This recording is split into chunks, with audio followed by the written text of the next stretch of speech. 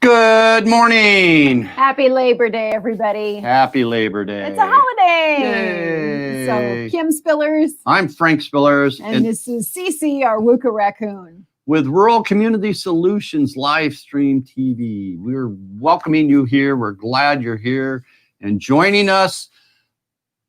You might just kind of be laying around the house today, just relaxing, doing nothing. So we're going to give you a lot to think about today. We're so glad that you're here with us wherever you are.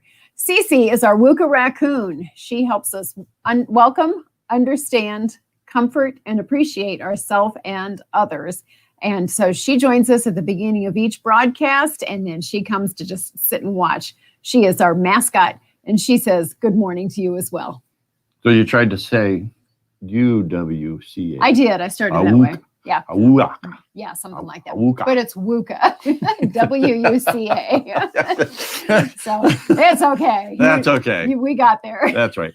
Yeah. That's right. We know what it says because Exactly. it's on our book all the time. So Yes. yeah, we can do that. Exactly. Well, we thought that we would start out this morning just by talking about what's Labor Day anyway.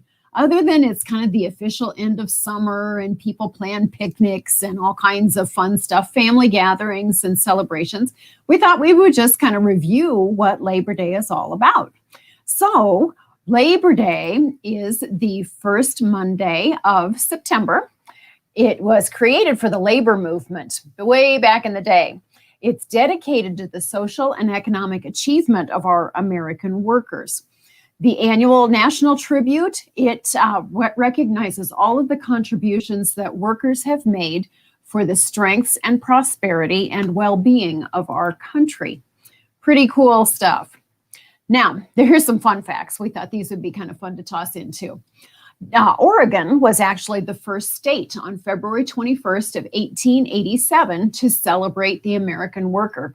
And people thought that was such a great idea that lots and lots of states followed. Bing, bing, bing, bing, bing.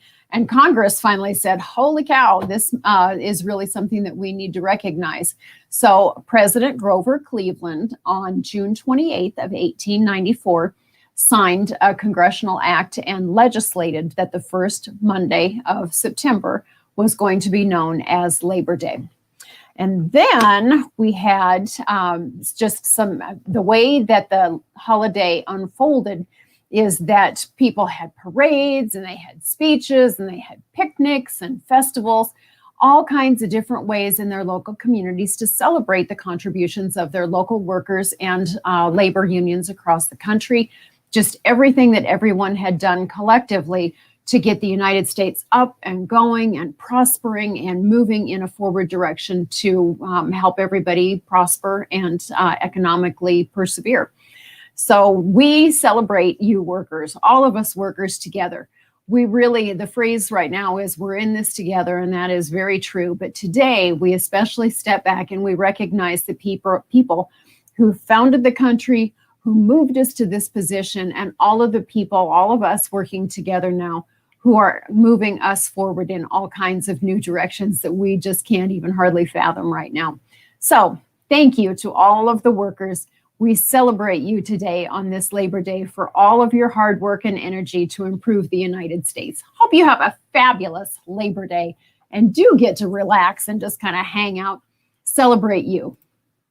And so the workers that are being talked about are the laborers, are the union members, and the people that really dig in, and it's kind of where that was looking at is how are those workers in the factories, in the buildings, they build the buildings, they help with those.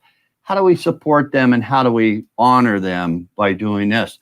Many people right now are maybe at the lake, they're on the beach, they're sitting around because it's a day off. And we have to reflect upon why this is a holiday. And that's an important part of the reflection. It's not just a day off. It's a reflection of why we celebrate this type of holiday.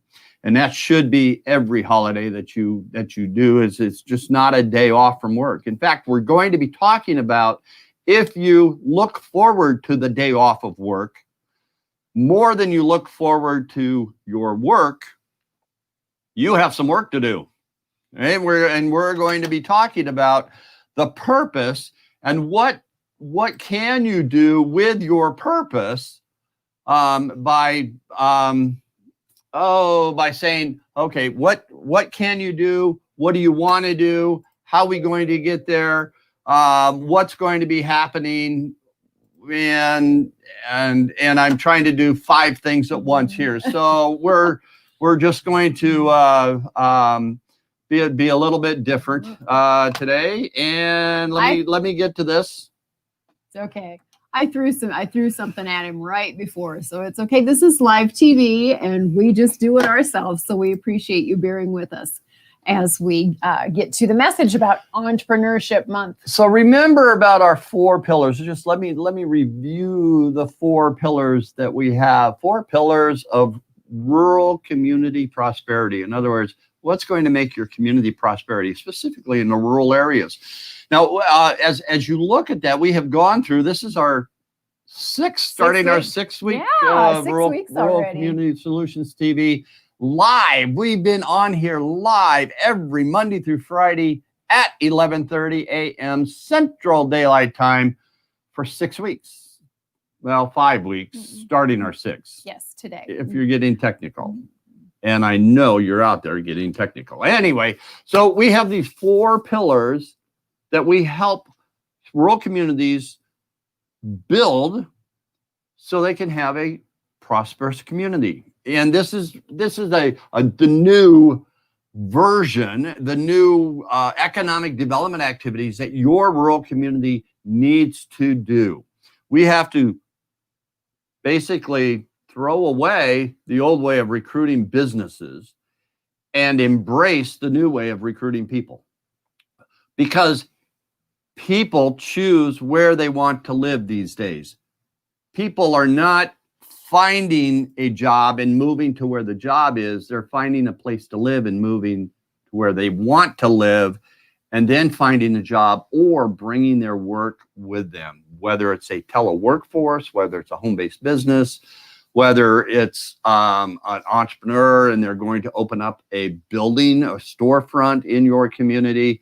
That's what they're doing now. And so Rural Community Solutions is all about how do you create a family-friendly, youth-centered community and place that attracts people, attracts a teleworkforce, attracts home-based businesses, attracts entrepreneurship, attracts solopreneurship, but attracts a passionate person that wants to build your economy.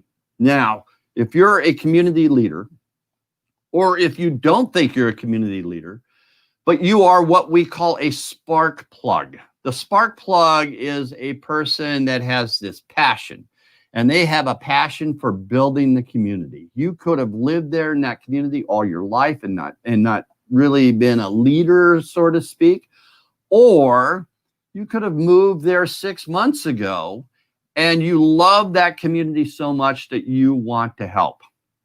Remember, entrepreneurs built your community. They jumped off the wagon and they said, this is where I want my community to be. And then they invited people to build the community with them. They invited people from where they came from. And so if you just moved into your community and you want to invite more people into your community where you came from because you have found the gold spot, you have found the sweet spot to where you want to live, that's what this is all about. And the 4 pillars that we use to build those community prosperities, to build that relationship, that environment to where people want to come, is relationships. It's the words that you use. It's the acceptance. It's how people feel in your community. How welcome do they feel? That's a really good way to think about it.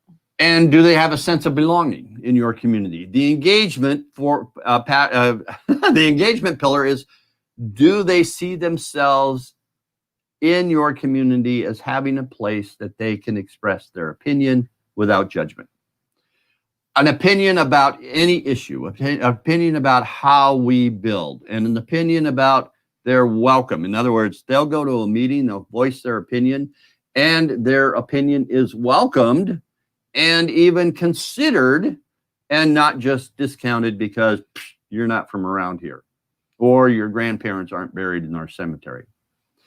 Another pillar is all about collaboration. It's about collaborative leadership. It's about how do we use and work with people and their skill set for a common collaborative vision for your community. That's easier said than done, because this is a whole skill set. This is a whole leadership skill set. This is something new. This is something that leaders don't typically do in a rural community because they want the power. And many communities, if you look at their trend lines of how they are decreasing in population, increasing in poverty levels, looking at that, it is those leaders that want the power because they think the way they do it and they want to do it is the way to do it. And that is not the new way. That's not the way communities are growing these days. And the fourth pillar, and we have dedicated the full month of September to this, is entrepreneurship. Thinking and growing and working with entrepreneurs and supporting entrepreneurs, but it's also for those entrepreneurs that want to enhance or develop, or maybe you have a sideline that you want to develop more into what you can do full time. So we have 4 elements of entrepreneurship, and that is find your passion, what's your purpose, do you have a vision for the future, and do you have goals to get you there? And so we're breaking those down each week, but we're also having an interview with Don Mackey, who's the Vice President of Entrepreneurial Ecosystems, or E2, that is going to be with us this week. It's going to be on Thursday, and talking about why entrepreneurship. Why is entrepreneurship important for your community? Why is entrepreneurship important to build your community and to have that support as the economy? That's entrepreneurship. And so today we're introducing you to one of the elements of entrepreneurship, and that is purpose. What is your purpose? Why are you here? Why do you do what you do? Why do you believe what you believe? Why? I mean, that's all that's in there is why. And it's so important that I'm going to reshare this, because we talked about this a couple of weeks ago, about why people believe what they believe and why you need to understand that. But it's important for you. So in this week, Mm-hmm. we want you to really focus on your purpose. We want you to find out what your purpose is. Why in the world are you here?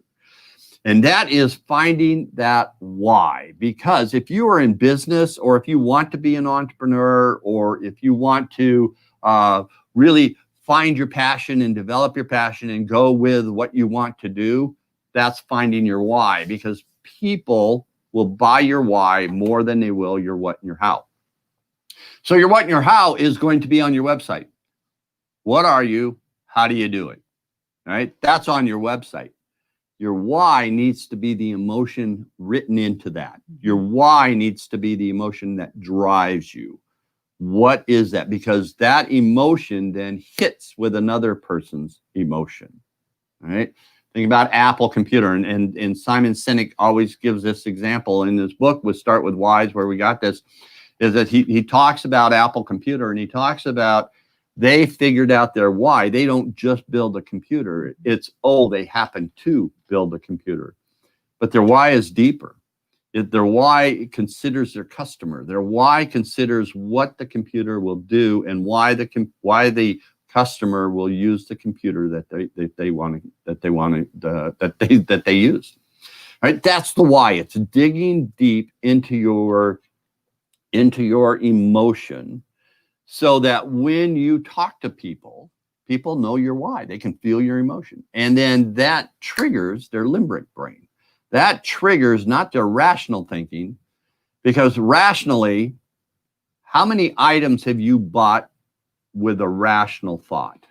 When you're just scrolling Amazon, in your off time, in your off hours, how many purchases are actually conscious purchases, or how many purchases are just, oh gosh, that looks like fun, or that sounds like fun, or I've always wanted one of those. Those are the two differences between our brains, between our logical mind and our emotional mind, because often our emotional mind drives us everywhere. always our emotional mind. At least 96% of the time. And it's that emotion that drives you to the grocery store. You might have an emotion of hunger. That's a physical feeling, but it's the emotion. And so you look at products differently because you're hungry and you want to buy them. You go, oh, that's going to taste so good. That's going to satisfy me so much. I've got to have it. And you buy that, and then you eat it, and you go, oh, okay, now I'm full. If I was full, would I have bought it or not? And that's your limbic brain. That is your limbic emotional portion of you that is driving your decisions. That's the why. And that is, how do we find that why within us? Digging deep. And that is a self-analysis. And entrepreneurs need to do this self-analysis all the time. Why are they doing what they do? And when they figure out that why, they can figure out their target audience. They can figure out their perfect client. They can figure out a whole lot of things about how they're going to structure what they're going to structure. If you want to know our why, go back a couple of weeks ago on Friday. It's a week from last Friday. So go back to what that is. And I talked about our why, of why we do what we do. And I wrote on it. So you can go to our website, ruralcommunitysolutions.com, and search for why. And it's on our blog, on our website, in our blog. It's all about why we do what we do as an entrepreneurial company, of why do we build great relationships? Why are relationships so important to the foundation of building community prosperity? I want to do that. So we're going to help you today by going through some steps. All right. This week, we're going to take, each day will be a step that I want you to do. So by the time you're done, you will have a paragraph of your why, or your purpose of why you are here. I take this, and I took this is from our book, also The BWOOC Way, The Art of Getting Along. But also this is from Jack Canfield's The Success Principles in his early edition. I think it's in his latest edition also. But the Success Principles. And so we want to ask you this. In step 1, it says, identify what makes you happy. Have you ever thought about that? What makes you happy? Okay. And then your second thought process is, what are the things that you are most passionate about, which you identified last week in passion, and bring you the most joy? So go to last week's videos if you want to find out how to determine your passion. Find out what you're most passionate about. Bring those forward into your thought process on today, and then start making that list. Make that list as long as possible. I mean, put everything on it that you can think of about what are the things that bring you the most joy. Now, if your current occupation is not bringing you the most joy, you have a lot of thinking to do, because if today makes you happier than getting up and going to work tomorrow, you're upside down. There's something that's not quite purposeful in your life. And so you want to then start to identify that list of where that's at, of how that can be better, and to figure out your why. So one of the ways that we talked about last week, for those of you who maybe hadn't had a chance to join us, is our passion is what really excites us. What gets us going? What lights us up? When do our eyes get big and our voices get animated and we just can't wait to get to do that? That's what you're passionate about. And what Frank's referring to is that if what you're doing for your income isn't what makes your eyes light up and you get all excited and you can't wait to get there and get at it, then that's where we want to be sure and help you, if we can figure out for you to make money at what really excites you. That's your passion. And so that's just kind of a quick summary that leads us to the purpose that is we're moving into intentional steps for how to get you to be a moneymaker at what really excites you. And one of the ways you can identify your passion is, do you look like Kim when she looks at me? There. Yes. Yeah. See, then you can go, oh, I am passionate about that. Okay. Absolutely. Yeah, right. Yes.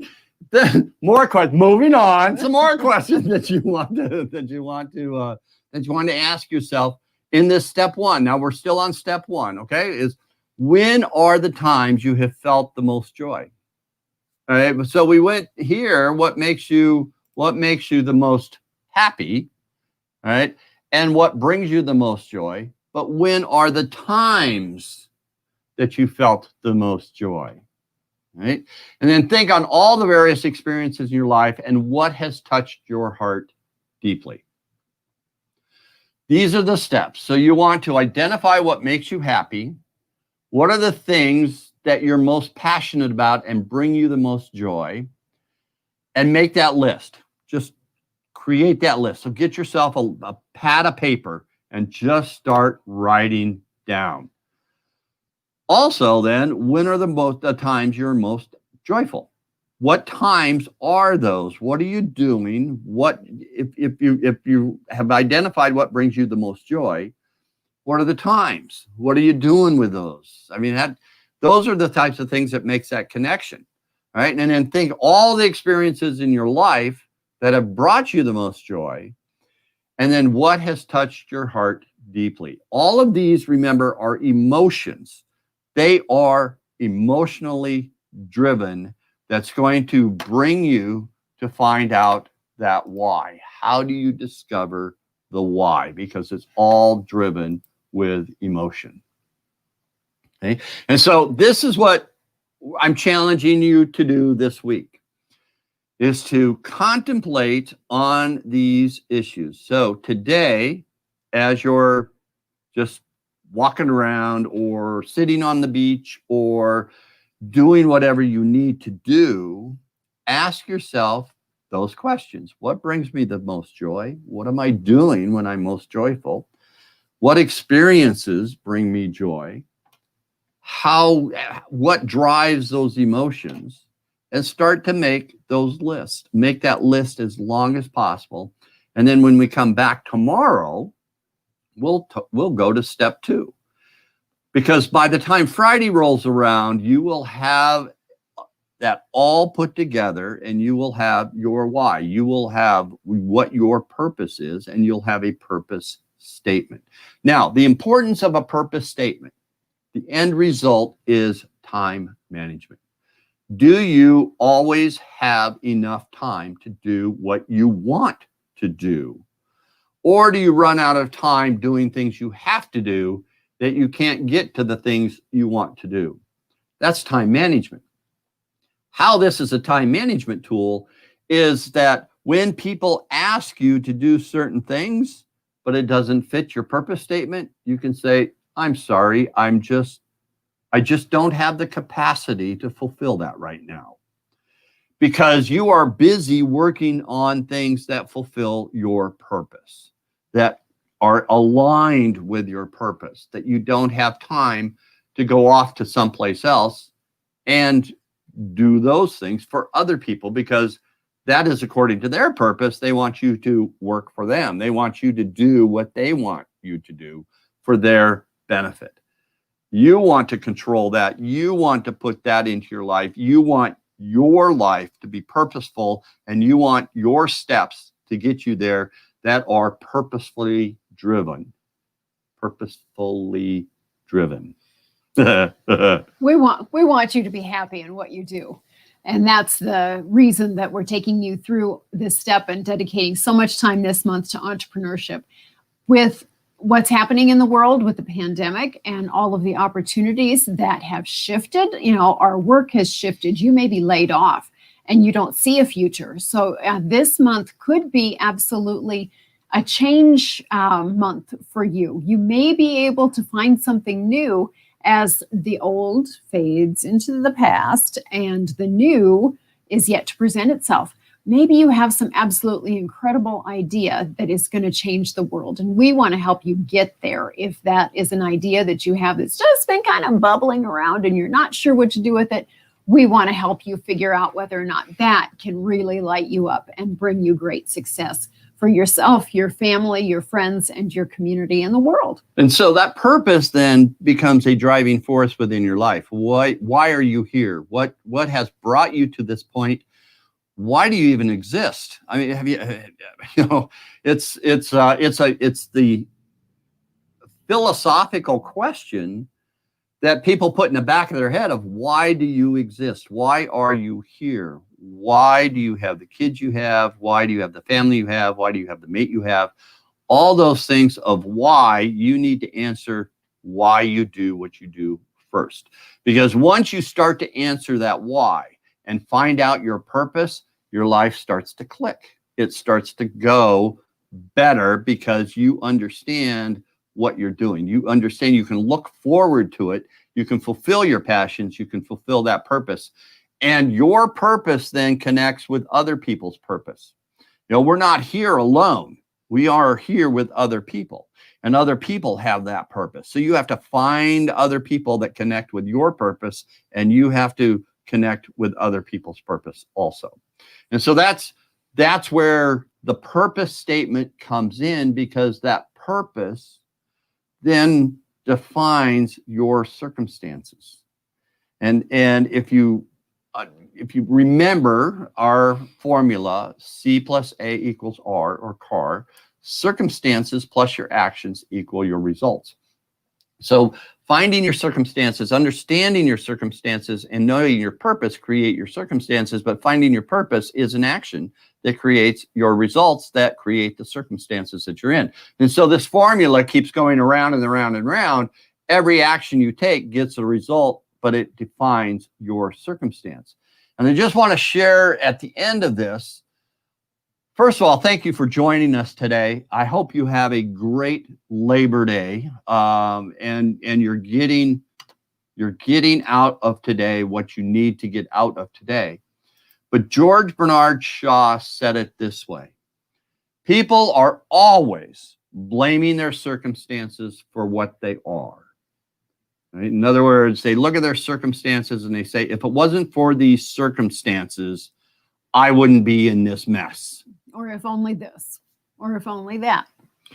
So, and George Bernard Shaw went on to say, I don't believe in circumstances. The people who get on in this world are the people who get up and look for the circumstances they want, and if they can't find them, they make them. So the actions drive your results, which create your circumstances. So if you're in circumstances that you don't like, change your actions and get the results that you want.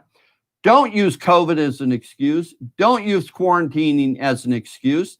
You have the opportunity to transform your life right now into a purpose that will drive you.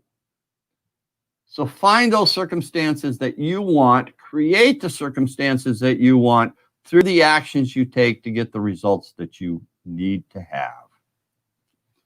Lots to think about this Labor Day, but we appreciate you joining us. As you go about your week, look for the joy, look for what makes you happy, look for the contributions that you can make. And if you're a laborer, again, on this Labor Day, we thank you for all of the contributions that you make that improve our communities and improve our country and world. Thank you to the nurses, the doctors, yes, the medical folks, the people that work in long-term care, the CNAs. The CNAs are the foundation of medical help, and we really appreciate you. Everybody out there that's dealing with this crisis, everybody out there that is getting up and exposing themselves and going to work and taking that risk, thank you. Thank you for your service. Thank you for everything.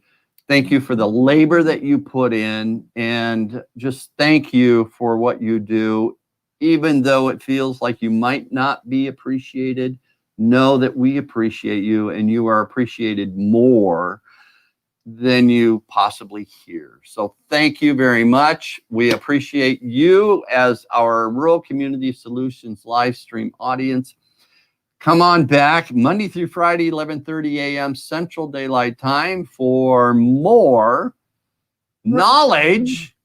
More steps, more ways to help improve your life. That's what we want to help you see. And to build community prosperity. We want to build your community up, and we want to help you support the people in your community to make your community the best community it can be.